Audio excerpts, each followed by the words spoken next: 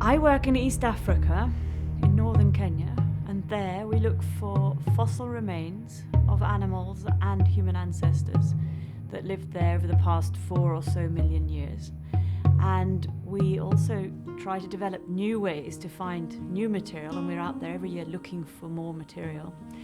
And as well as that, all the things that we've got housed in collections, we need to share with the world. So we're trying to think of new ways to actually share this amazing stash of fossil finds with people all over the world and in classrooms across the globe. I'm Louise Leakey. I'm a paleontologist and I'm a National Geographic Explorer in Residence. So what are we going to look for today? The honko that is showing. Over the past 3 generations, members of my family have searched for fossil remains that lead us to understand our past and our origins. So when my grandparents started their work at Olduvai Gorge in Tanzania, it was a very remote and difficult place to get to. So they would need to go a long way in vehicles, carrying with them supplies, fuel, food that would last them several weeks, if not months. And they would then walk down and slowly try to scour the landscape for stone tools and fossil remains. And this is how it was done then, and it's the way it's still done today. At that time, nobody believed that Lewis and Mary would find any remains of our ancestors. Therefore, it was extremely important when eventually in 1959, they found the skull of Zinjanthropus, and that really put Africa on the map. So my parents, Richard and Louise Leakey, they actually concentrated their efforts in Kenya at Lake Turkana, which is in the very north of the country. Like Olduvai in Tanzania at that time, Lake Turkana is also very, very off the beaten track. So many, many exciting finds that came out of the Turkana Basin. When I was a child, I never really appreciated the significance of these finds.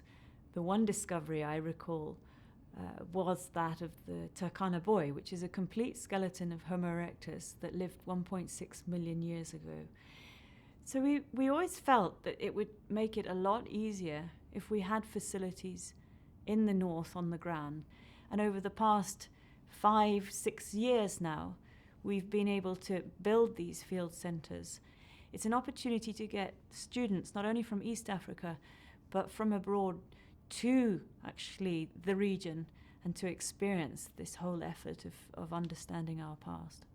One of the frustrating things I find when I walk through these laboratories, these museums with these dusty shelves and fossils stacked in boxes on the floor, is how few people actually get to see these collections. You have the iconic fossils that are in museums, but you don't see the thousands and thousands of other really interesting fossils.